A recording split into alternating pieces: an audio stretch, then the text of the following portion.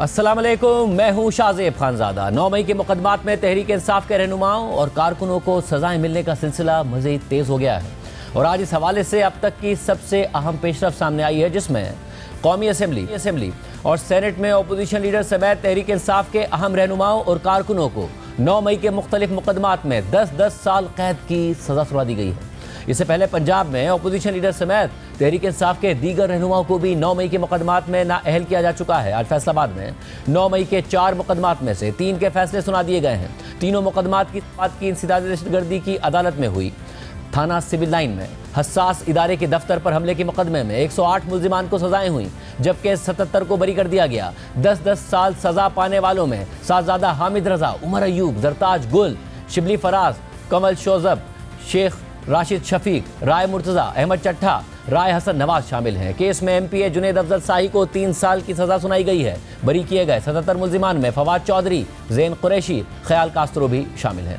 थाना civil line में दर्ज दूसरे मुकदमे में 32 मुल्जिमान का ट्रायल हुआ, जिनमें से 28 मुल्जिमान को सजा हुई, जबकि 4 को बरी कर दिया गया। इस मुकदमे में साहबजादा हामिद रजा, उमर अयूब, जरताज गुल, शिबली फराज, कमल शौजब, शेख राशिद शफीक, राय हैदर खर्ड, अंसर इकबाल और राय हसन नवाज को 10-10 साल की सजाएं सुनाई गई हैं। केस में बरी किए गए 4 अहम रहनुमाओं में फवाद चौधरी, जैन कुरैशी, ख्याल कास्त्रो शामिल हैं। थाना गुलाम मोहम्मद आबाद के जलाओ घेराव के मुकदमे में 66 मुल्जिमान में से 59 को सजाएं, जबकि 7 को बरी कर दिया गया है। मुकदमे में उमर अयूब, जरताज गुल, शिबली फराज, कमल शौजब और शेख राशिद शफीक को 10-10 साल की सजा सुनाई गई।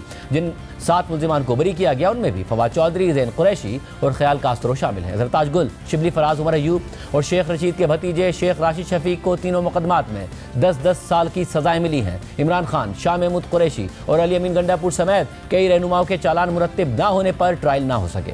सजा पाने वालों में एक सेनेटर शिबली फराज, 6 अरकान कौमी असम्बली, उमर अयूब, जरताज गुल, राय हसन नवाज, हामिद रजा, राय हैदर खर्ड और अहमद चट्ठा शामिल हैं, जबकि 3 अरकान सूबाई असम्बली जुनेद अफजल शाही, राय मुर्तज़ा और अंसर इकबाल को भी सजा सुनाई गई है। अपोजिशन लीडर कौमी असम्बली उमर अयूब, सेनेट में अपोजिशन लीडर शिबली फराज और जरताज गुल को तीनों मुकदमात में मजमूई तौर पर सजा सुनाई गई है। तीनों मुकदमात में मजमूई तौर पर 195 मुल्जिमान को सजाएं और 88 मुल्जिमान को बरी किया गया है। आज के फैसलों पर रद्द-ए-अमल देते हुए chairman PTI barrister Gohar Khan ने कहा है कि ये जो फैसले आ रहे हैं, इनसे जमहूरियत डीरेल होगी। आइंदा इस ऐवान में वापस जाना है या बॉयकॉट करना है, इस पूरे सिस्टम का बॉयकॉट करना है या तहरीक चलानी है, तहरीक इंसाफ इसका बहुत जल्द फैसला करेगी। ये जो फैसले आ रहे हैं, इससे मुल्क और कौम का सख्त तरीन नुकसान हो रहा है। इससे डेमोक्रेसी डिरेल हो जाएगी, इससे डेमोक्रेसी एट स्टेक है। इलेक्शन कमीशन घंटों के हिसाब से हमारे बंदों को डिस्क्वालीफाई कर रहा है। सारे केसेस सियासी बुनियादों पे बने हैं, सारे बेसलेस से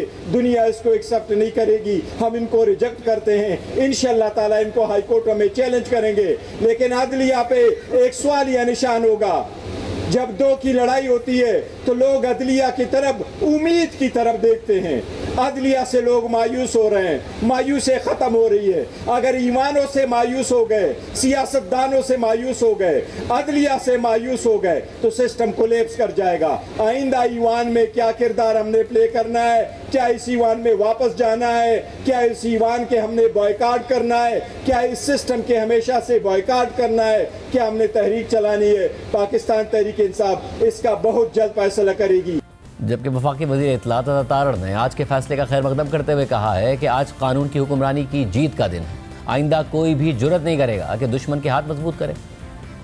9 मई के मुकदमात के जो फैसले आए हैं और स्पेशली आज जो फैसला आया है, ना सिर्फ उसका खैर मकदम करते हैं बल्कि ये समझते हैं इस मुल्क के अंदर कानून की हुक्मरानी आज उसकी जीत का दिन है। बहुत फेयर ट्रायल चला और एक लंबे अरसे पे मुहित ट्रायल था कि जिस दौरान तमाम तर शवाहिद जो हैं वो पेश भी किए गए अदालत के सामने। ये कानून की जीत है, ये इस मुल्क में इंसाफ के निज़ाम की जीत है। इन सज़ाओं से आइंदा कोई भी जुर्रत नहीं करेगा कि वो दुश्मन के हाथ मजबूत करे। अहम बात यह है कि अप्रैल में चीफ जस्टिस याया आफरीदी की सरबराही में सुप्रीम कोर्ट के 3 रुकनी बेंच ने इंसदादी दहशतगर्दी की अदालतों को हुक्म दिया था कि वो 9 मई के केसेस की कार्रवाइयों को 4 माह के अंदर मुकम्मल कर लें, जिसके बाद इस हवाले से अदालती कार्रवाइयों में तेज़ी आई। और आज सहाफ़ी असनात मलिक की खबर के मुताबिक चीफ जस्टिस याया आफरीदी ने अपोजिशन लीडर उमर अयूब की जानिब से लिखे गए खत का नोटिस ले लिया है, जिसमें उमर अयूब ने 9 मई के मुकदमात में मुनसिफाना ट्रायल को यकीनी बनाने की दरख्वास्त की थी। चीफ जस्टिस ने यह मामला अदालती कार्रवाई के जरिए सुनने के बजाय उमर अयूब से ज़ाती मुलाकात करने का फैसला किया है। ये मुलाकात जुम्मे के रोज़ पेशावर में मुतवक्के है। आज शाया होने वाली इस खबर में ज़राए के हवाले से यह भी लिखा था कि सेनेट में अपोजिशन लीडर शिबली फराज ने भी बुध के रोज़ चीफ जस्टिस को अलग से खत लिखा और दोनों रहनुमा 9 मई से मुतालिक एक मुकदमे में मुल्जिम है, जिस पर फैसलाबाद की इंसदाद दहशतगर्दी अदालत की तरफ से अगर उमर अयूब को सज़ा हो जाती है तो मुमकिन है कि चीफ जस्टिस से उनकी मुलाकात ना हो सके। और आज मुजवज़ा मुलाकात से एक दिन पहले जुमेरात को ही उमर अयूब को 9 मई के मुकदमात में सज़ा हो गई है, जबकि दूसरी तरफ आज इस्लामाबाद की इंसदाद दहशतगर्दी अदालत ने 26 नवंबर एहतजाज केस में 50 PTI रहनुमाओं के वारंट गिरफ्तारी जारी कर दिए हैं।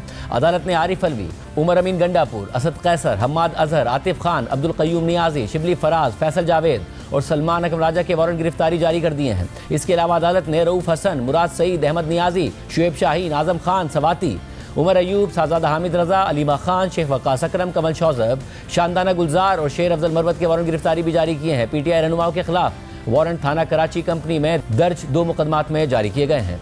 थाना कराची कंपनी की पुलिस की जानिब से वारंट गिरफ्तारी जारी करने की इस्तदा की गई थी। इसके अलावा आज तहरीक इंसाफ ने इस्लामाबाद के F9 पार्क में 5 अगस्त को जलसा करने की इजाज़त मांग ली है। जलसे की दरख्वास्त पार्टी के रीजनल सदर आमिर मुगल और regional general secretary Malik Aamir की जानिब से डिप्टी कमिश्नर को जमा करवाई गई है। जलसा करने की दरख्वास्त में PTI की जानिब से मौक़िफ़ अपनाया गया है कि PTI को अपने सियासी बयानिए को आगे बढ़ाने के लिए जलसा करने की इजाज़त दी जाए। दूसरी तरफ आज इस्लामाबाद में अपोजिशन इत्तेहाद तहरीक तहफ़्फ़ुज़ आईन पाकिस्तान के ज़ेर एहतमाम ऑल पार्टीज़ कॉन्फ्रेंस भी मुनक़्क़िद की गई। कॉन्फ्रेंस से खिताब करते हुए साबिक़ सेनेटर मुस्तफ़ा नवाज़ खोकर ने कहा कि इमरान खान के दौर में PDN रेड जोन में मकामी होटल में बनी, किसी किस्म की इजाज़त नहीं ली गई थी, ना हुकूमत ने किसी को हिरासा किया। आज कॉन्फ्रेंस के लिए मकामी होटल में बुकिंग कराई थी जो मनसूख कर दी गई। हमने मुतबादिल जगह का ऑप्शन रखा था। इस पूरी सूरत हाल पर कि आगे क्या होने जा रहा है, क्या तहरीक इंसाफ के लिए मजीद मुश्किलात बढ़ने जा रही हैं। सीनियर साहबी और तजियाकार मुनीफ फारूक और मंसूर अली खान हमारे साथ मौजूद हैं। आप दोनों का बहुत शुक्रिया। मंसूर अली खान साहब, ज़ाहिर है तहरीक इंसाफ के जो मुश्किल हालात हैं वो 2 साल से चल रहे हैं। पाकिस्तान की तारीख को देखते हुए कोई भी चीज़ परमानेंट तो नहीं होती, मगर कुछ सेटबैक्स शॉर्ट टर्म होते हैं, कुछ लॉन्ग टर्म होते हैं। अब ये जो 9 मई के भी फैसले आ रहे हैं, आपको लग रहा है शॉर्ट टर्म सेटबैक है या तहरीक इंसाफ के लिए लॉन्ग टर्म सेटबैक ही है? अगले चंद माह में या अगले चंद सालों में उनके लिए रिलीफ मिलने की तवक्कात कम होती जा रही हैं? बहुत शुक्रिया शाहजेब साहब। नहीं, मेरे ख्याल में डिपेंड करता है आप लॉन्ग टर्म को कितना लॉन्ग टर्म कहते हैं। मिसाल लॉन्ग टर्म अगर तो हम कोई 10 साल की बात कर रहे हैं तो नहीं, मुझे नहीं लगता कि 10 साल तक ये कहानी जाएगी। लेकिन ये शॉर्ट टर्म भी नहीं है अगर हम सिर्फ चंद महीनों की हम बात कर रहे हैं, क्योंकि मुझे लगता है कि इन फैसलों के अंदर इतने लूप होल्स मौजूद हैं जिसमें से अपीलों के ज़रिए जो है वो निकला जा सकता है। लेकिन वो अपीलें कितनी जल्दी लगती हैं, उन पर कितनी डिलिब्रेशंस होती हैं, कितनी दफ़ा समाअत होती है और उसके बाद क्या फ़ैसला हक में आता है या नहीं आता, तो इसलिए I think it's quite early. लेकिन जाहिर बात है अगर हम मौजूदा हालात के हवाले से बात करें तो पाकिस्तान तहरीक इंसाफ के लिए सिचुएशन जो है वो ज़्यादा अच्छी नहीं है। बेशक सिचुएशन अच्छी ना हो, लेकिन मैं दोबारा बार बार ये कहता हूँ कि सियासत के हवाले से, सियासतदान के हवाले से कानूनी तौर पर तो बेशक उसके लिए सेटबैक्स होते हैं, लेकिन क्या अवामी सतह के ऊपर क्या इन फैसलों को एक्सेप्ट करके लोग अपनी राय तब्दील करेंगे? पाकिस्तान तहरीक इंसाफ का वोटर जो आज इन फैसलों को देख रहा है, क्या वो ये फैसला करेगा कि अगली दफ़ा उसने PTI को वोट नहीं देना? ये मेरे ख्याल में सबसे बड़ा सवाल है। क्या लोगों की जो चॉइस है क्या वो इन फैसलों की वजह से तब्दील हुई या नहीं हुई? और मुनीफ साहब, आपने पहले ही प्रेडिक्ट किया था कि इस किस्म के फैसले आएंगे और आना शुरू भी हो गए हैं। नाउ इसका सिलसिला जाएगा किस हद तक, क्या आगे होने जा रहा है तहरीक इंसाफ के लिए? क्योंकि जो एक अहम बात की मंसूर अली खान साहब ने कि आगे अदालतों में फैसले ठहर पाएंगे नहीं ठहर पाएंगे। जब नून लीग के खिलाफ फैसले आ रहे थे, आला अदलिया से उनको रिलीफ मिलने का भी सिलसिला 1.5-2 साल के अंदर शुरू हो गया था। अब बात होती है एक जुडिशल कैप्चर की कि अदालतों में भी मामला तहरीक इंसाफ के हक में नहीं जा रहे हैं। आपको लगता है ये शॉर्ट टर्म है या आगे भी कुछ अच्छा नहीं होने वाला है? देखिए शाहजेब साहब, जो इस वक्त जो लोग आम हैं या जिनके पास इख्तियार और ताकत है, अगर उस नुक्ता निगाह से देखा जाए तो ये एक लॉन्ग टर्म चीज़ है जो शायद इसका नतीजा यही निकलेगा कि तहरीक इंसाफ को मजीद मसाइल का सामना होगा और प्रॉब्लम्स होंगे। लेकिन अगर देखा जाए तो हमने माजी में दुरुस्त आपने कहा कि फैसले आते हैं और फिर 1-1.5 साल के बाद ही चीज़ें तब्दील हो जाती हैं। लेकिन यहाँ सिर्फ जो बुनियादी फ़र्क है मेरे ख्याल में वो यही है कि किसी भी लीडर के साथ फॉलिंग आउट जो भी हुई है पाकिस्तान में एस्टैब्लिशमेंट की, वो 1-1.5 साल के बाद उसमें कोई ना कोई रास्ता निकल आया है, वन वे और दी अदर। यहाँ पर नहीं निकला है, बल्कि यहाँ पर तो जो मौकफ रहा है वो अनचेंज्ड रहा है। एक इल्यूजन जरूर क्रिएट की गई है कि जी कोई लोग आ रहे हैं, मिल रहे हैं, जा रहे हैं, आ रहे हैं, लेकिन जो बुनियादी पॉलिसी थी वो तब्दील नहीं हो सकी। लिहाजा ये जो फैसले हैं, अगर मैं इसको एक कानूनी एतबार से देखा जाए तो बिल्कुल इन फैसलों की जो पीछे जूरिस्प्रूडेंस है उस पर तो सवाल उठाया जा सकता है, और अगर हमने हाई कोर्ट की स्टेज पर ये देखना होगा कि क्या ये फैसले ठहर पाएंगे या नहीं ठहर पाएंगे। लेकिन जिस तरह आपने इस्तेलाह इस्तेमाल की जुडिशियल कैप्चर, सो अगर वो उस चीज को देखा जाए तो फिर तो जहां इमरान खान साहब की 190 मिलियन पाउंड की अपील लग ही नहीं रही सिरे से, तो यहाँ तो इन फैसलों के खिलाफ अगर अपीलें लग भी जाती हैं तो क्या वो नताइज मस्बत निकलेंगे तहरीक इंसाफ के लिए? कीपिंग इन माइंड के जो 8 मुकदमात के अंदर इमरान खान साहब की बेल का इशू था, अगर आप उसको भी गौर करें तो वो भी लाहौर हाई कोर्ट ने with one stroke of pen उस सब को रिजेक्ट कर दिया और वो मामला अब सुप्रीम कोर्ट में है। लिहाजा कोई इतनी अच्छी उम्मीदें तो तहरीक इंसाफ को प्रैक्टिकली नहीं रखनी चाहिए इस अदालती निज़ाम से जो आज इस वक्त मौजूद है। नेचुरली इसके अंदर फिर बहुत सारी चीज़ें और को रिलेट कर जाती हैं, जो जिस तरह ये निज़ाम बना है और जिस तरह से ये खुद मजबूती से खुद को थामे हुए है, फिलहाल तो तहरीक इंसाफ के लिए कोई अच्छी खबर नजर नहीं आती। और मंसूर साहब, ज़ाहिर इमरान खान साहब की तरफ से सख्त बयानात का सिलसिला जारी है। गुज़िश्ता दिनों भी उन्होंने अस्करी क़यादत पर के हवाले से सख्त बयान दिया, फिर वो ट्विटर पर आया, उनका फिर सोशल मीडिया भी, और जो बाहर बैठे हुए हैं वो भी बहुत ज़्यादा शदीद तनकीद कर रहे होते हैं। जो कुछ हो रहा है ये बहरहाल होना ही था, या जो बयानात हैं, जो सख्ती दूसरी तरफ से आती है वो भी इसको बढ़ावा दे रहा है? क्योंकि तहरीक इंसाफ में एक सोच ये भी है कि ये फैसले हुए हैं और ये होने ही हैं। देखिए, मेरे ख्याल में इसमें 2-4 एस्पेक्ट्स हैं। पहली बात तो ये कि पाकिस्तान तहरीक इंसाफ के अपने अंदर, मैं कई लोगों से प्राइवेटली जो मेरी कन्वर्सेशन हुई है उनमें से कई लोग ऐसे मौजूद हैं जो ये समझते हैं कि पाकिस्तान तहरीक इंसाफ की अपनी क़यादत के अंदर कई ऐसे लोग हैं जो शायद इमरान खान साहब की रिहाई नहीं चाहते, और जिसकी वजह से तलखियों को बढ़ावा देना जो है उनके मफाद में जाता है। क्योंकि अगर किसी तरह रिजॉल्व हो गए मामला, और अगर रिजॉल्व हो गए तो फिर इमरान खान साहब अगर बाहर आ गए तो फिर इनकी ज़रूरत नहीं रहेगी इन लोगों की, जिसकी वजह से शायद वो अपनी जगहों पर बैठने की खातिर चाहते हैं कि मामला जो है वो इसी तरह ही आगे चलते रहे। दूसरी बात यह कि एक और भी सवाल है कि इमरान खान साहब के ट्विटर अकाउंट से जो इतनी लंबी लंबी ट्वीट्स की जाती हैं, क्या ये वाकई इमरान खान साहब की ज़बान है, या जो लोग उनको डिक्टेट कर रहे हैं या उस अकाउंट्स को हैंडल कर रहे हैं ये एक्चुअली उनकी ज़बान है? जो वो तलखियाँ इस्टेब्लिशमेंट के हवाले से और मौजूदा सियासी हालात के हवाले से जिस किस्म की भी वो कॉमेंट्री होती है, क्या ये वाकई उन्हीं की ज़बान है?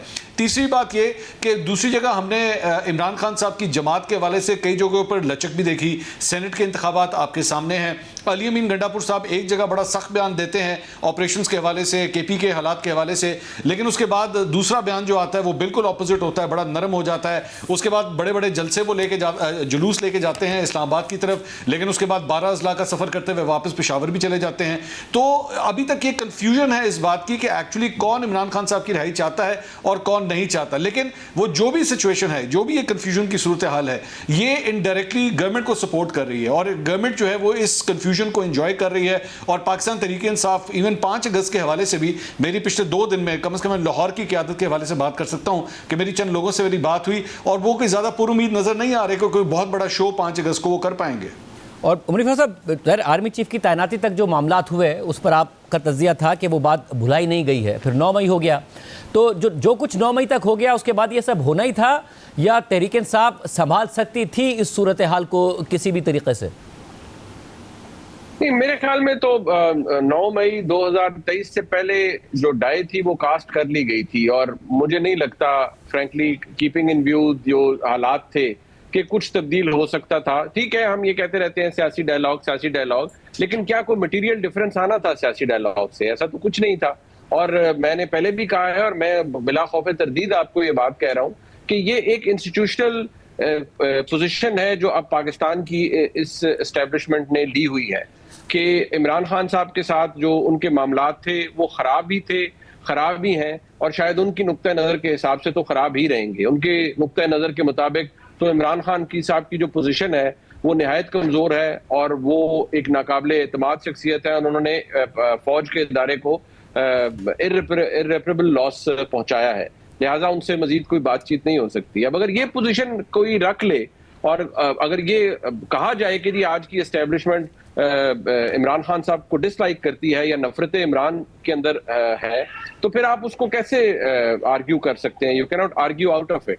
और आप उसको कैसे फिर उस पर आर्ग्यूमेंट दे सकते हैं या उसको कैसे फिर आप इस फैक्ट को डिनाई कर सकते हैं? ये तो अपनी जगह मौजूद है और ये अब सबको नजर भी आ रहा है। मेरे ख्याल में आज से बहुत पहले ये तो सब कुछ हो गया था। जो 9 मई है उसको तो जो फौज का इदारा है वो तो ये देखता है कि ये एक इंटरनल रिवोल्ट की कोशिश थी जो कि इमरान खान साहब ने की। एक अटेम्प्ट उन्होंने पहले की, ये दूसरी अटेम्प्ट थी, और फिर अगर उनसे वो काबू नहीं हुआ तो जारी बात है ही will have to face the music. और जिन जिन लोगों ने उनके साथ उसमें शमूलियत इख्तियार की वो भी करेंगे। बट द आर्ग्यूमेंट इज कि ये सब मुस्तकबिल हमें इसके बारे में क्या बताता है? क्या हमें वही नजर आएगा जो पीएमएलएन के दौर में था कि जी बड़े गलत फैसले हुए और बाद में सब भुला दिया जाएगा, या ये सब कुछ जैसा है ये ऐसा ही स्टैंड करेगा?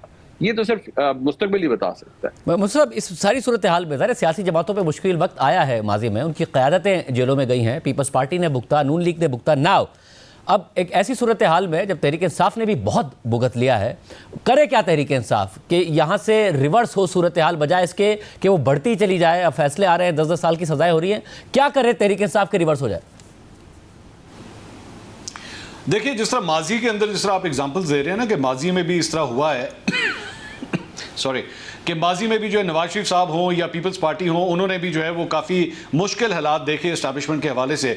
तो माजी के ही औराक से एक्चुअली आपको इनका हल भी नज़र आता है, और वो हल मेरे ख्याल में माजी में दिया भी जा चुका है प्रेस कॉन्फ्रेंसों के जरिए कि 9 मई की माफ़ी आप मांगिए, आप कहिए कि वो जो कुछ हुआ वो गलत हुआ, वो नहीं होना चाहिए था, और जो जो कसूरवार हैं उन्हें सज़ा मिलनी चाहिए। तो उसका सोल्यूशन जो है वो माजी के औराक के अंदर मौजूद है। क्या आप उसे यूटिलाइज करेंगे, नहीं करेंगे, कब करेंगे, किन बेसिस पे करेंगे? इमरान खान साहब के अंदर ये एबिलिटी है, वो बात को शेप अप कर सकते हैं। मैं समझता हूं उनकी फॉलोइंग जो है, अब आप उसे एक कल्ट कहें या कुछ भी कहें, लोग तरह तरह के नाम देते हैं उनकी फॉलोइंग को, लेकिन उनकी फॉलोइंग ऐसी है कि अगर वो इमरान खान साहब ये कह दें कि जनाब मैंने 9 मई की माफ़ी मांगी है, लेकिन मैंने इसलिए मांगी है क्योंकि ये अवाम के लिए और पाकिस्तान के मफाद में है, तो मेरे ख्याल में उनका जो फॉलोअर है वो इस चीज़ को भी एक्सेप्ट कर लेगा। तो क्या इमरान खान साहब वहाँ तक जाना चाहेंगे या नहीं जाना चाहेंगे, और क्या ये ऑप्शन अब टेबल पर मौजूद है या नहीं? क्योंकि ये जो माफ़ी वाला जो एक ऑप्शन था ये आज से तकरीबन साल पहले तक तो मौजूद था, लेकिन उसके बाद दोबारा मतलब मिसाल के तौर पे एस्टैब्लिशमेंट के हलकों से इसके ऊपर कन्वर्सेशन नहीं हुई है। और जाहिर बात है बीच में हालात भी बहुत से तब्दील हुए, बीच में पाकिस्तान जो है वो एक जंग जीत चुका है, बीच में अमेरिका जो है वो वहाँ से पाकिस्तान की हुकूमत के लिए, पाकिस्तान की एस्टैब्लिशमेंट के लिए ठंडी हवाएं अब आना शुरू हो गई हैं। तो बाजी बहुत ज़्यादा पलट चुकी है अगर हम हार्डकोर पॉलिटिक्स की शतरंज के हवाले से कहें। लेकिन क्या इमरान खान साहब इस तब्दीली को देख रहे हैं, इस शतरंज की जो चाल है उसकी तब्दीली को भांपते हुए अपनी पॉलिसी को, अपनी मूव को चेंज करते हैं या नहीं करते? ये सबसे बड़ा सवाल है। लेकिन मेरी नज़र में हमेशा सोल्यूशन टेबल पे मौजूद होता है। और मुनीफर साहब, आप समझते हैं कुछ है टेबल पर जो कि तहरीक इंसाफ करे, चाहे वो 9 मई के हवाले से मामला हो कि जिसकी वजह से बात आगे बढ़ सके, या अब कोई दबाव है नहीं दूसरी तरफ जिसकी वजह से कोई रिकंसिलिएशन हो सके? देखिए शाहजेब साहब, दबाव अगर कोई था तो वो खत्म हो चुका है। यहाँ हम एक जीती हुई जंग की फौज और उसके सरबराह की बात कर रहे हैं, एस्टैब्लिशमेंट की बात कर रहे हैं, और यहाँ हम एक तरफ ना उनके ऊपर कोई दबाव है और दूसरी तरफ बदकिस्मती ये है इमरान खान साहब के लिए कि उनके पास कोई लेवरेज नहीं है। वो ना लोगों को इकट्ठा कर पाए, ना कोई मैस मूवमेंट ऐसी चल सकी है कि जी सड़कें भर दी जाए, ग्राउंड स्वेल हो जाए और रियासत मजबूर हो जाए इमरान खान साहब की डिमांड मानने पर। ऐसा तो कुछ भी नहीं हुआ। तो अगर नहीं हुआ तो फिर आपको कुछ जगह कंसीड करना पड़ता है, कुछ मानना पड़ता है।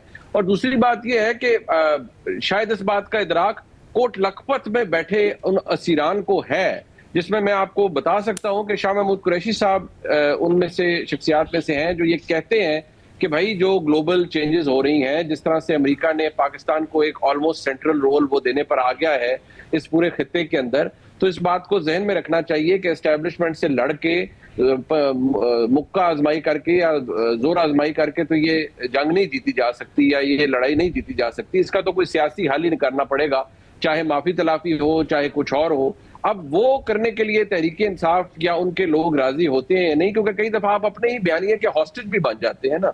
आप करना चाहें भी मफाहमत, लेकिन आपका जो ग्रैंड स्टैंडिंग है वो आपको ये करने से मजबूर कर देती है कि आप ये ना करें क्योंकि आपका इमेज खराब होगा। अब इसका हल तो बहरहाल सियासत के जरिए ही मुमकिन है, और शायद कुछ चीजें हम सरेंडर करने में ही मुमकिन है, अनलेस के हमारे मुल्क में कुछ ऐसा हो जाए जो शायद माजी में आज तक नहीं हुआ, कोई इतना बड़ा इनकलाब आ जाए जिससे सब कुछ तलपट हो जाए और सब कुछ तब्दील हो जाए। और मसूर, ज़ाहिर 5 अगस्त से बहुत ज़्यादा तवक्का थी इमरान खान साहब की, उन्होंने पार्टी को तनबीह भी कर दी है कि फोकस करें, अभी मुझे नहीं नज़र आ रहा है कि उस तरीके से मामलात हो। आपको लग रहा है कि कहीं ना कहीं कोई मोमेंटम बिल्ड हो रहा है कि 5 अगस्त को पार्टी कुछ ऐसा कर दे कि जिसके बाद कोई प्रेशर बने? शाहजेब साहब, मैं अगर कम से कम मैं तो लाहौर में मौजूद हूँ, लाहौर की हद तक मैं आपको कह सकता हूँ कि यहाँ पे तो बिल्कुल इस वक्त पिन ड्रॉप साइलेंस है। बल्कि as a matter of fact Pakistan Tehreek-e-Insaf ने मेरे ख्याल में जितनी अब तक प्रोटेस्ट की कॉल्स दी हैं, शायद मेरे ख्याल में ये सबसे वीकेस्ट कॉल है जो इस मरतबा दी जा रही है। एक तो ज़ाहिर बात है वेदर बहुत हार्श है, बहुत गर्मी है, बहुत हब्स है इस वक्त लाहौर के अंदर, पंजाब के मुख्तलिफ शहरों के अंदर भी एक ये वजह है। दूसरी बात एक फटीग फैक्टर भी है, लोग थक चुके हैं, बार बार आप बुलाते हैं और उसके बाद अल्टीमेटली जब असल शोडाउन की बात आती है तो चीज़ें ख़राब हो जाती हैं। सो मेरे ख्याल में लोग काफ़ी नाउमीद हो चुके हैं। और उसके बाद ये खबरें आना कि कासिम और सुलेमान शायद पाकिस्तान नहीं आ रहे, ये एक ऐसी चीज़ थी जो एक नया पंच फैक्टर हो सकता था, जिसकी वजह से शायद लोग निकलते कि हाँ इमरान खान साहब की औलाद जो है वो खुद अब सड़कों पे आई है, वो शायद लीड करेगी। लेकिन अगर वो भी नहीं होने लगा तो मेरा नहीं ख्याल कि मैं कोई बहुत बड़ा कोई शो एक्सपेक्ट कर रहा हूँ। As a matter of fact I just said कि मेरे ख्याल में शायद इससे ज़्यादा फ्लॉप प्रोटेस्ट कॉल मैंने पाकिस्तान तहरीक-ए-इंसाफ की अब तक नहीं देखी।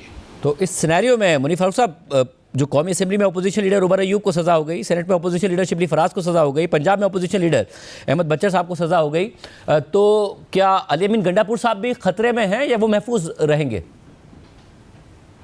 शाहजेब साहब, अगर प्रैक्टिकली देखा जाए तो मुझे तो समझ नहीं आती कि अली अमीन गंडापुर साहब को निकाल कर सूबे का क्या फायदा हो सकता है, अगर उनको सियासी तौर पर फारिग करना है या उस कुर्सी से एक ऐसा सूबा जहां दहशतगर्दी इस वक्त सर्ज पे है, मिलिट्री ऑपरेशंस की जरूरत है वहां, और हालात इतने खराब हैं वहां, एक पॉलिटिकल इंस्टेबिलिटी की क्या जरूरत होगी। लेकिन कंसिडरिंग के जो गुफ्तगू उन्होंने फरमाई और जो इस दफा जो एक सेंसिटिव इशू के ऊपर उन्होंने कहा है, गुड तालिबान बैड तालिबान की बात की है, आई थिंक वो it did not go down well with obviously the people who are in power. और मुझे लगता है कि शायद गंडापुर साहब की जो सियासी एलिमिनेशन है या उनके जो टेन्योर का इख्तिताम है वो शायद किसी अदालती फैसले की कन्विक्शन से होगा, अदरवाइज वो एक मेजॉरिटी वाले वज़ीर आला है। लेकिन अगर पर्सनली मेरे ओपिनियन में देखा जाए तो मैं तो कहूंगा इसकी कोई तुक समझ नहीं आती, लेकिन खबरें कुछ अच्छी नहीं आ रही। अगर वो सर्वाइव कर जाते हैं through the skin of his teeth तो विल बी लकी, लेकिन फिलहाल तो उनके लिए हालात खराब हैं and I think he is in the I of the storm. बहुत शुक्रिया नाज़रीन, तज़िया आपने सुना। प्रोग्राम में एक ब्रेक शामिल करेंगे, उसके बाद जिक्र होगा अमेरिका और पाकिस्तान के दरमियान अहम डेवलपमेंट हुई है, भारत के लिए मुसलसल मनफी खबरें आ रही हैं, कितना मुस्तकिल है ये बात, क्या भारत के लिए ब्रेक थ्रू हो सकता है या नहीं हो सकता, क्योंकि अब जो खबर आई है कि अमेरिकी सदर ट्रंप के धमकियों के बाद जो भारत में रिफाइनरीज हैं उन्होंने रूस का तेल खरीदना भी बंद कर दिया है। तफसीलात आपके सामने रखेंगे एक ब्रेक के बाद।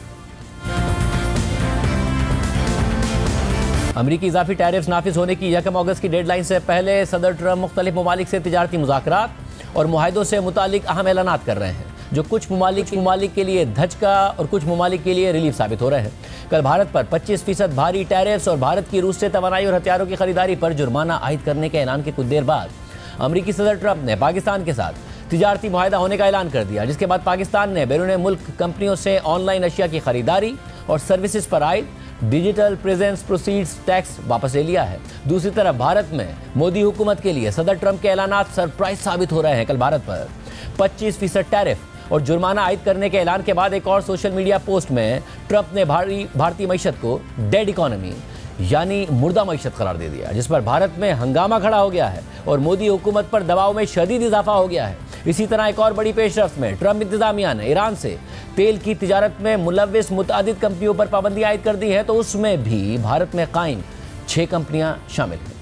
इसके अलावा एक बड़ी खबर सामने आई है कि भारतीय रिफाइनरीज ने रूसी खाम तेल की खरीदारी बंद कर दी है। इन सारी तफसीलात में जाने से पहले पाकिस्तान और अमेरिका के दरमियान होने वाली ट्रेड डील की बात करेंगे, जिसका ऐलान खुद सदर ट्रंप कल भारत पर 25% टैरिफ्स और जुर्माना आयद करने के बाद सदर ट्रंप ने ट्रूथ सोशल पर पोस्ट करते हुए लिखा कि हमने अभी पाकिस्तान के साथ एक मुआहिदा मुकम्मल कर लिया है, जिसके तहत पाकिस्तान और अमेरिका पाकिस्तान के वसी तेल के ज़खायर पर मिलकर काम करेंगे। हम इस वक्त उस तेल कंपनी के इंतखाब के अमल में हैं जो इस शराकत दारी की क़यादत करेगी। क्या पता शायद एक दिन पाकिस्तान भारत को तेल फरोख्त कर रहा हो। पाकिस्तान के साथ तिजारती मुआहदा होने के सदर ट्रंप के इस ऐलान पर वज़ीर आज़म शहबाज शरीफ ने रद्दअमल देते हुए इस पर पोस्ट किया कि मैं सदर ट्रंप को पाक अमेरिका तारीखी तिजारती मुआहदे की तकमील में कायदाना किरदार अदा करने पर दिल की गहराइयों से शुक्रिया अदा करना चाहता हूँ, जो गुज़िश्ता रात वाशिंगटन में हमारे दोनों फरीकों के दरमियान कामयाबी से तय पा गया। ये संग मील मुआहदा हमारे बढ़ते हुए बाहिमी ताउन को मजीद फ़रोग़ देगा ताकि आने वाले दिनों में हमारी देरपा शराकतदारी की सरहदों को वुसअत दी जा सके।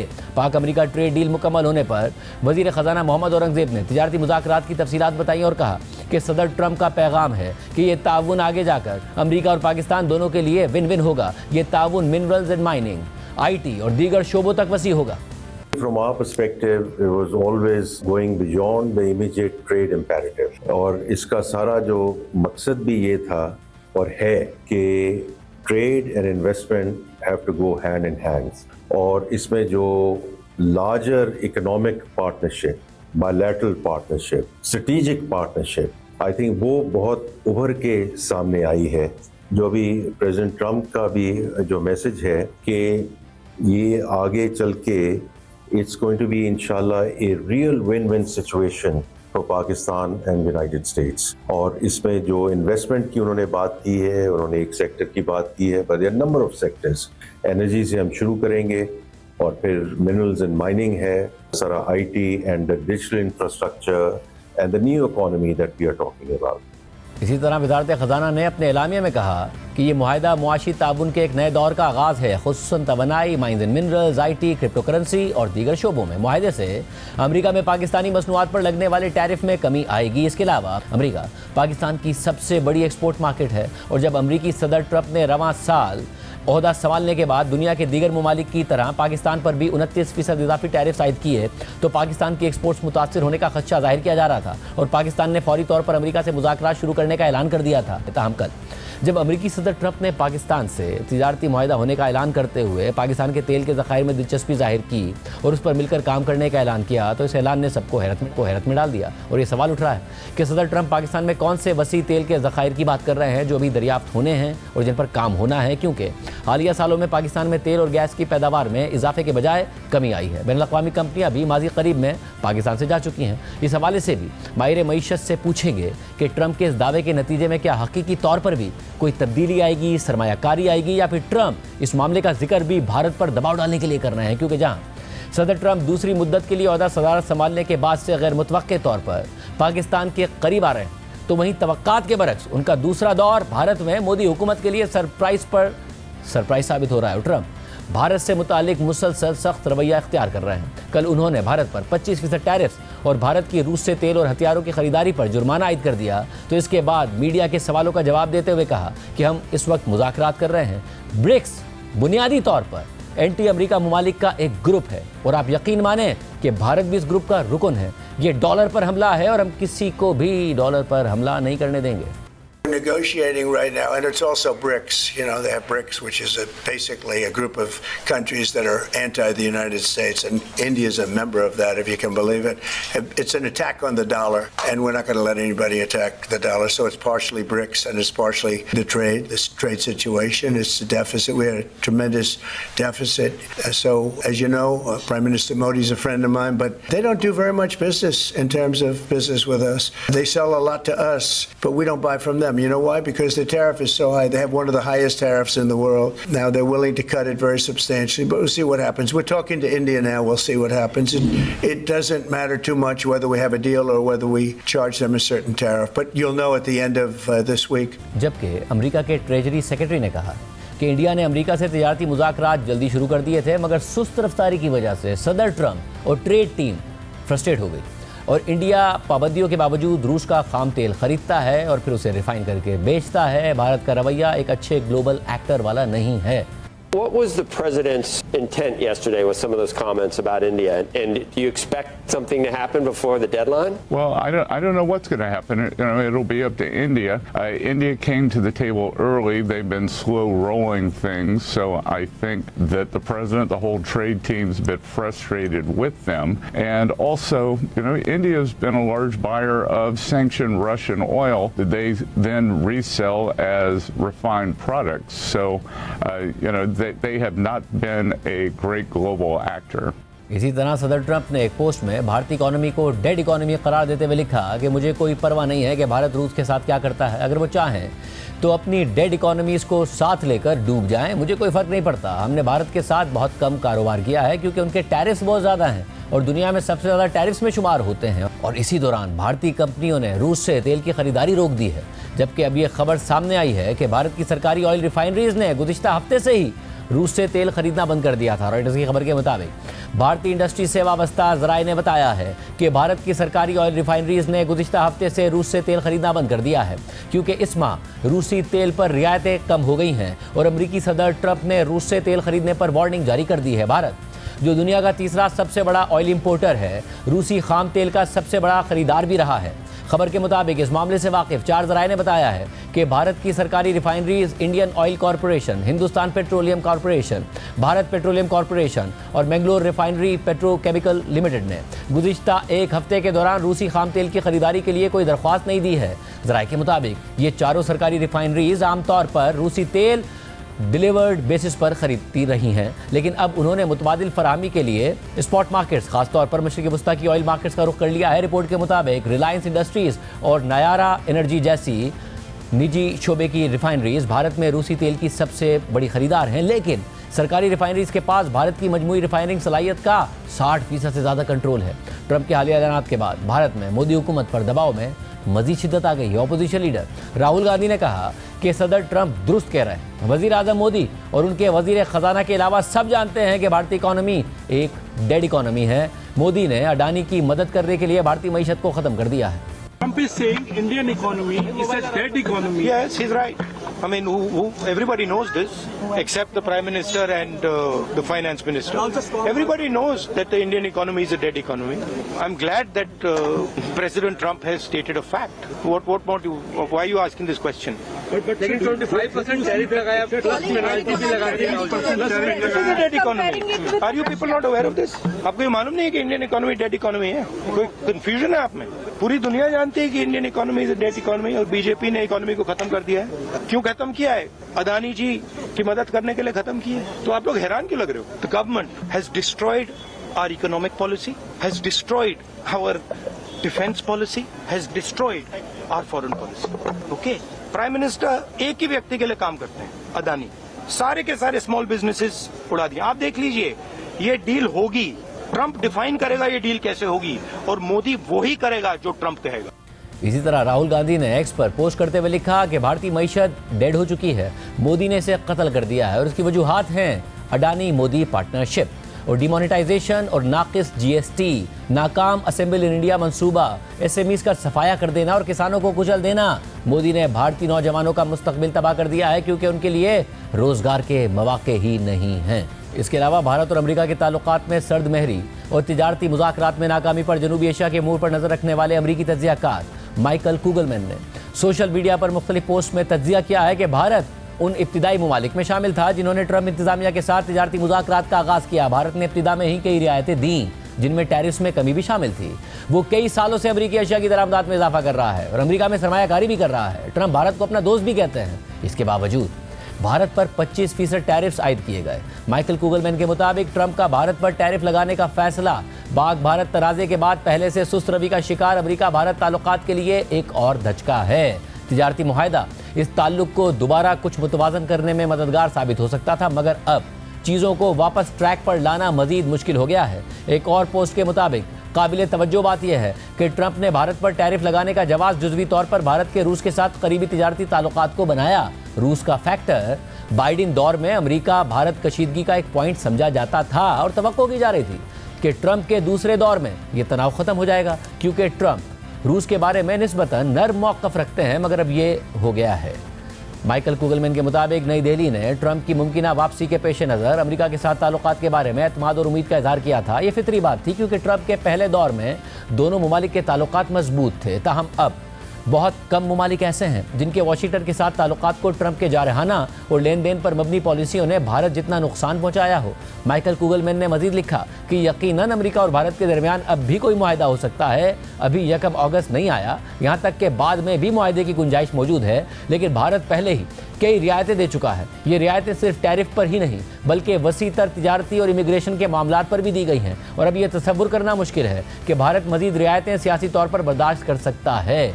सदर ट्रंप के फैसले भारत में उनके दोस्त वजीर आजम मोदी के लिए मुश्किलात खड़ी कर रहे हैं। कल टैरिफ्स के मामले पर मोदी हुकूमत की मुश्किलात में इजाफा करने के साथ साथ एक और बड़ी पेशरफ्त हुई।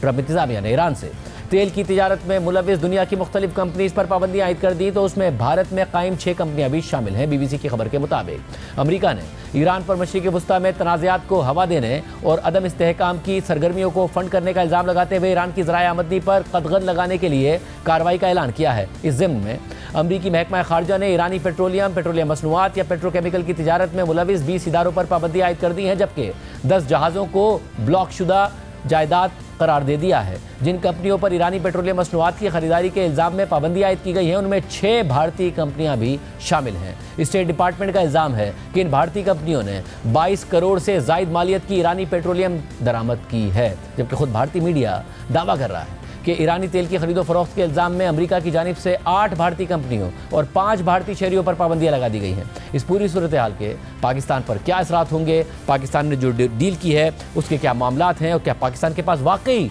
इतने बड़े ऑयल रिजर्व मौजूद हैं जिसका ट्रंप बात कर रहे हैं। माहिर मईशत अमार हबीब हमारे साथ मौजूद होंगे, लेकिन उससे पहले बात करते हैं वज़ीर मुमलिकत बराए ख़जाना बिलाल अज़हर कियानी से। कियानी साहब, बहुत शुक्रिया शो में ज्वाइन करने के लिए। ज़ाहिर एक मस्बत खबर है, मगर ट्रंप मुख्तलिफ ममालिक को मुख्तलिफ अंदाज में ट्रीट कर रहे हैं। उनकी वियतनाम के साथ हो, फिलिपीन के साथ हो, अलग उन्होंने टैरिफ्स लगाए। UK पर 10, EU पर 15, चाइना के साथ मामला तय नहीं पाए, इंडिया के साथ नहीं तय पाए तो 25%। पाकिस्तान के साथ क्या मामला है, किन टैरिफ्स पर फाइनल हुई है डील?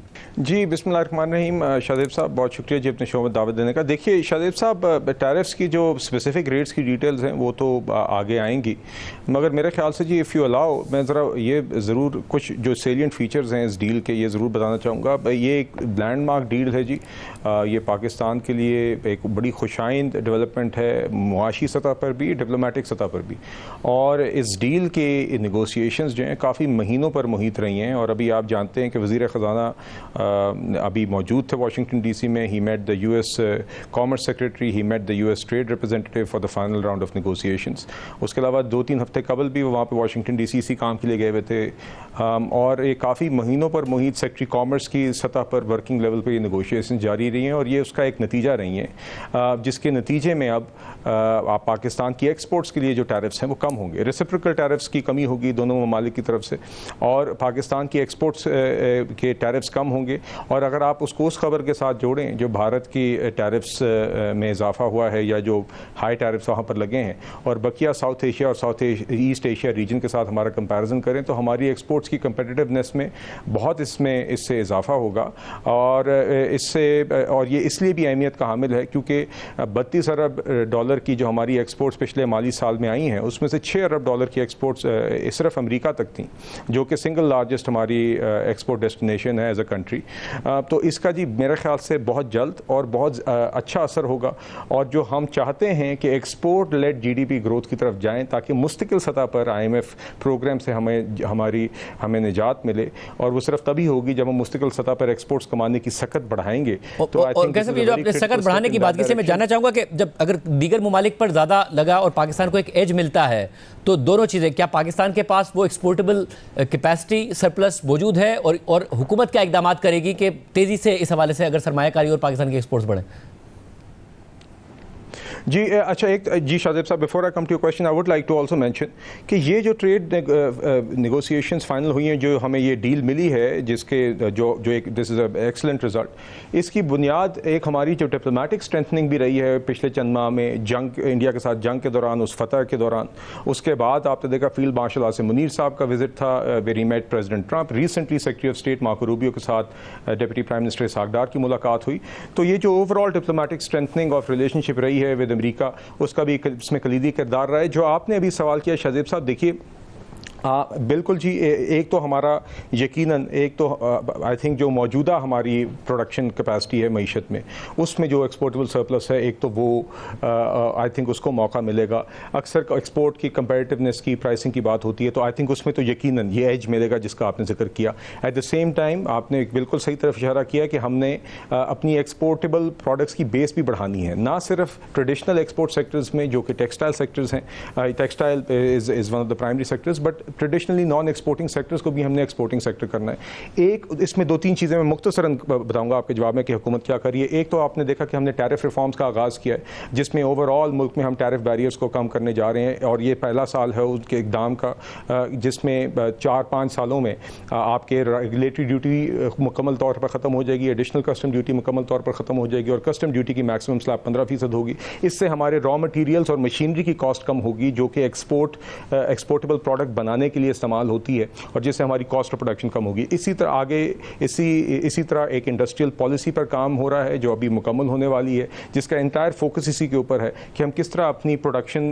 की क्वालिटी एक्सपोर्टेबल मयार पर लेकर आएँ, और किस तरीके से हम अपनी इंडस्ट्री को आगे लेकर चलें ताकि a diverse set of sectors can contribute to exports. और तो क्या हमने भी अमेरिका से कुछ खरीदने का वादा किया है जिसके नतीजे में डील हुई है? ये देखिए शाहजेब साहब, अगेन एक तो आगे तफसीलात आएंगी, मगर रेसिप्रोकल टैरिफ रिडक्शन जब हुई है तो यकीनन दोनों साइडों पे टैरिफ्स रिड्यूस हुए हैं, मगर इसमें ये पहलू भी ज़रूर याद रखना चाहिए कि हम in any case tariff reform से गुजर रहे हैं जहाँ पे हम ओवरऑल टैरिफ्स रिड्यूस कर रहे हैं। और दूसरी बात यह है कि शाहजेब साहब आपने देखा है कि इसके अंदर, और जो प्रेस रिलीज़ भी हुकूमत की तरफ से आई है, उसमें सिर्फ ट्रेड का या टैरिफ्स का जिक्र नहीं है, अमेरिका की तरफ से इन्वेस्टमेंट्स बढ़ाने की कमिटमेंट का भी जिक्र है, और ख़ास तौर पे सेक्टर्स भी हाईलाइट किए गए हैं। एनर्जी सेक्टर है, माइंस एंड मिनरल्स है, आईटी है। तो इंशाल्लाह हम पुरुमीद हैं कि ना सिर्फ इस ट्रेड डील और इस इकोनॉमिक कोऑपरेशन के नतीजे में एक्सपोर्ट्स में इजाफा आएगा, बल्कि we will see meaningful increase in US investment in Pakistan. मतलब जो, और ज़ाहिर ख़ास तौर से जो ट्रंप ने जिक्र किया वो तेल के हवाले से किया। अब जो ऑयल है, उन्होंने कहा कि मैसिव ऑयल रिजर्व्स हैं पाकिस्तान के पास। ज़ाहिर पाकिस्तान में हमने रिसेंट पास्ट में ये देखा है कि जो बैनुल अक़वामी ऑयल कंपनीज थी वो चली गई हैं, वो पाकिस्तान से अपना ऑपरेशन उन्होंने वाइड अप किया। जब ट्रंप ये बात कर रहे हैं तो वो किस कॉन्टेक्स्ट में कर रहे हैं? क्या डील होगी? कौन से ऐसे रिजर्व्स हैं जिनमें उनको पोटेंशियल दिखता है, या फिर क्या अमरीकी सरमायाकारी आएगी? क्या होगा? देखिए शाहजेब साहब, आप जानते हैं जी कि जब भी ममालिक के बीच में इन्वेस्टमेंट किसी सेक्टर में बढ़ाने की बात होती है तो वो एक आगाज़ होता है, उसके बाद वर्किंग सतह पर फिर आगे गुफ्तगू होती है। जिस तरह हमारी मिनिस्ट्री ऑफ पेट्रोलियम है, उसके दरमियान और रेलिवेंट डिपार्टमेंट अमेरिका के दरमियान बात होगी। एंड पाकिस्तान वैसे भी ऑयल एंड गैस एक्सप्लोरेशन को बढ़ाना चाहता है, फॉरेन डायरेक्ट इन्वेस्टमेंट बढ़ाना चाहता है, तो उसके हवाले से यकीनन यहाँ पर अपॉर्चुनिटीज़ होंगी। मुझे यकीन है कि वो डायलॉग और इंफॉर्मेशन शेयरिंग का आगाज़ हो भी गया होगा और आगे बढ़ेगा भी। तो इंशाल्लाह आगे आई थिंक इसकी तफसीलात आहिस्ता आहिस्ता आगे आएंगी, but this is itself is meaningful कि जो अमेरिका ने एक कमिटमेंट का इजहार किया है कि वो पाकिस्तान के एनर्जी सेक्टर में इन्वेस्टमेंट बढ़ाना चाहते हैं। नेक्स्ट स्टेप यकीनन स्पेसिफिक इन्वेस्टमेंट अपॉर्चुनिटीज़ को आइडेंटिफाई करना, ऑयल एंड गैस एक्सप्लोरेशन का यही मरला होगा। और आप देखेंगे इंशाल्लाह कि दोनों साइडों से टीमें they will work at full throttle to ensure कि we are able to go through that process, जहाँ पे आप इन्वेस्टमेंट अपॉर्चुनिटीज़ को आइडेंटिफाई करते हैं, उनकी फिजिबिलिटीज़ बनाते हैं और आगे फिर इंश्योर करते हैं कि कैपिटल कमिट हो और हम एक्चुअली उसको मटीरियलाइज करने की तरफ आगे चलें। जी बहुत शुक्रिया क्यारी साहब की। सुनी इन मामलात पर नज़र रखने वाले, जो पाकिस्तान में एनर्जी के मामलात हैं उस पर नज़र रखने वाले हमारे साथ बाहर मौजूद हैं अम्मार हबीब खान साहब। अम्मार साहब, बहुत शुक्रिया हमें शो में ज्वाइन करने के लिए। अब ज़ाहिर ट्रंप साहब ने ट्रेड डील का ऐलान किया, साथ में कहा कि पाकिस्तान के मैसिव ऑयल रिजर्व्स हैं। एक नई जो है वो डिबेट ही शुरू हो गई है कि पाकिस्तान के पास वाकई वो रिजर्व्स हैं या नहीं हैं। क्या ट्रंप जो भी बात कर रहे हैं अब वो भारत को दबाव में लाने के लिए कर रहे हैं, मोदी को शर्मिंदा करने के लिए कर रहे हैं? आप बताइएगा, आपने इस सब्जेक्ट पर काम किया है कि क्या वाकई पाकिस्तान के पास इतने मैसिव ऑयल रिजर्व्स मौजूद हैं? नहीं शाहजेब, बिल्कुल पाकिस्तान के रिजर्व्स मौजूद हैं। 2014 में USAID ने एक स्टडी करी थी जिसमें ये पता लगा था कि पाकिस्तान में टाइट गैस और शेल के बेतहाशा रिजर्व्स हैं। और अमेरिका का एक इदारा है EIA के नाम से, एनर्जी इंस्टीट्यूट ऑफ अमेरिका, उसने भी एग्जैक्टली यही बोला था। और Pakistan in fact one of the few countries जहां पे बहुत ज्यादा अनटैप्ड रिजर्व्स हैं जिनको बिल्कुल भी इस्तेमाल नहीं किया गया है। तो रिजर्व्स बिल्कुल मौजूद हैं मगर हम उसको अभी तक जरा सा भी टैप नहीं कर पाए हैं। 2014 की ये बात है, 2017 ऑनवर्ड्स अमेरिका में एक शेल रेवोल्यूशन आया था जिसकी वजह से टेक्नोलॉजियों की इतनी इवॉल्व हो गई है कि शेल की कॉस्ट जो है, शेल के थ्रू गैस निकालने की, ऑयल निकालने की, कॉन्स्टेंटली कम हो रही है। अब वहां से वो जो कंपनियां हैं, मुझे ये लगता है कि जिन्होंने काफी इस पे काम किया है, वो देख रही होंगी कि हम बाहर कहीं और जाके अपनी यही टेक्नोलॉजी इस्तेमाल करें। और पाकिस्तान एक ऐसी जगह नजर आ रही है जहां पे बिल्कुल ये अनटैप्ड है और बहुत सारा काम इसमें हो सकता है। तो बिल्कुल ये जायज बात है, इसमें दिस इज जेन्युइन। और पाकिस्तान की लोकल कंपनियां भी जो हैं, OGDC और PPL, ये ऑलरेडी टाइट गैस रिजर्व्स पे, टाइट पेट्रोल में ऑलरेडी काम कर रही हैं। मतलब मगर हमने माजी में भी देखा कि बड़ी बैनुल-अक़वामी कंपनीज ने पाकिस्तान से एग्जिट किया। जो रिवायती रिजर्व्स के हवाले से कामयाबी का रेशो है वो हमें नज़र आया कि उसमें काफ़ी फेलियर्स भी हुए, फिर ऑफशोर के हवाले से फेलियर्स हुए, कंपनीज का एग्जिट हुआ। आपको लग रहा है अब एक ऐसी सिचुएशन है कि अमरीकी कंपनियों को पाकिस्तान अट्रैक्ट कर सकता है, वो सिनेरियो है? देखिए, फेलियर तो इसका पार्ट एंड पार्सल है हिस्से का, जो ऑफशोर में भी होता है। ऑफशोर में आप 12 वेल ड्रिल करेंगे, 10 से 12 वेल ड्रिल करेंगे तो उसमें एक सक्सेसफुल होती है। तो ऐसे दुनिया में कहीं नहीं होता कि जी आपने एक ड्रिल कर लिया तो वो एक सक्सेस हो गई। तो this is part and parcel. हम लोग असल में एक चीज को इतना ऑब्सेस कर जाते हैं उसके ऊपर कि वो चीज फेल हो जाती है तो हम कहते हैं कि ये काम हो ही नहीं सकता। रिजर्व्स मौजूद हैं, जियोलॉजिकल सर्वेज होंगे और डिटेल काम होगा, टेस्टिंग होगी, पायलट कुछ वेल्स ड्रिल होंगी। मेरे हिसाब से पायलट काम करने में तकरीबन $1.5 से 2 अरब डॉलर का खर्चा आएगा। उसमें सक्सेस होगा तो फिर ये चीज स्केल अप होगी। तो आहिस्ता आहिस्ता करके ये चीज जो है पूरा एवोल्यूशन इसकी होगी। और ऑयल एंड गैस में failure is part and parcel of it all. ऐसा तो आप कह ही नहीं सकते कि जो भी आप ड्रिल करोगे वो वेल आपको कामयाब मिलेगी। नॉर्मल जो है हालात में ऑनशोर जो है 5 में से 1 कामयाब होती है, शेल में मेरे ख्याल से 7 में से 1 कामयाब होगी। तो ये सिलसिला तो चलता रहता है। देखिए, इसमें हुआ ये है, पाकिस्तान में पिछले कोई 10 साल में जितनी भी major oil and gas companies थी ग्लोबल, वो सब चली गई हैं। उन्होंने एग्जिट ले लिया, स्पेशली वेस्टर्न कंपनीज। कुछ कंपनीज रह गई हैं जो कि कुछ चाइनीज कंपनीज हैं, कुछ इधर उधर की हैं, कुछ हांगकॉन्ग बेस्ड की हैं, जो कि अभी भी पाकिस्तान में काम कर रही हैं। हो सकता है इसकी वजह से अमेरिकन जो ऑयल एक्सप्लोरेशन कंपनीज हैं, एनर्जी एक्सप्लोरेशन कंपनीज हैं, उनकी एंट्री फिर से हो जाए। एक ज़माने में ये काम करते थे मगर इन्होंने ये एग्जिट कर लिया। शेल के लिए इंटायरली पॉसिबल ये कंपनीज फिर से वापस पाकिस्तान में आ जाएं। वज़ीर ख़जाना इसके अलावा कह रहे हैं कि एनर्जी, मिनरल्स, माइनिंग, इसमें भी सरमायाकारी आएगी। और ज़ाहिर है अब ये भी कहा जाता है कि पाकिस्तान में जो रेकॉर्डिंग का मामला है वो एक ऐसा मामला है जो बैनुल-अक़वामी इन्वेस्टमेंट का बाइस बन सकता है, जिस तरीके से मामला आगे बढ़ रहा है। आपको लगता है एक रास्ता वाकई मिनरल्स, माइनिंग में खुल सकता है? पाकिस्तान के पास इतने रिजर्व्स मौजूद हैं? देखिए, रेकोदिक तो एक्चुअल मौजूद है, वहां पे काम हो रहा है, फिजिबिलिटी स्टडी भी उसकी हो गई है। One of the major copper and gold miners in the world, Barrick gold, उस पर ऑलरेडी काम कर रहा है। और उसको जो फाइनेंसियर्स हैं उसमें IFC मौजूद है, वर्ल्ड बैंक मौजूद है। These are serious institutions. मतलब ये ऐसा नहीं है कोई मजाक कर रहा है, कोई MOU कर रहा है। दीज आर सीरियस इंस्टीट्यूशंस जिन्होंने सीरियस कैपिटल कमिट किया हुआ है। और जो मेरी कुछ अरसे पहले बैरेक की CEO से बात हुई थी, मतलब ऑलरेडी जो यहाँ से इसका जो प्रोडक्शन होगी वो आगे कमिट भी हो गई है कि कहीं और जाके इसको रिफाइनिंग भी होनी है इसकी।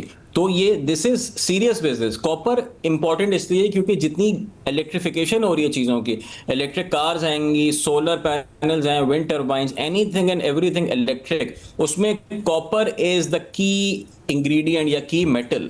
कॉपर के बगैर ये सब चीज़ें जो हैं नहीं बन सकती। तो कॉपर की डिमांड तो सिर्फ आगे जाके बढ़नी ही है। और Pakistan again has one of the largest untapped copper reserves in the world. Chile के बाद Pakistan is the only country जहां बिल्कुल अनटैप्ड है, क्योंकि कॉपर को और एक्सट्रैक्ट करना मुश्किल होता जा रहा है। पाकिस्तान में वो मौजूद है जहां पे अभी भी थोड़ा आसान है कंपेयर टू अदर एरियाज।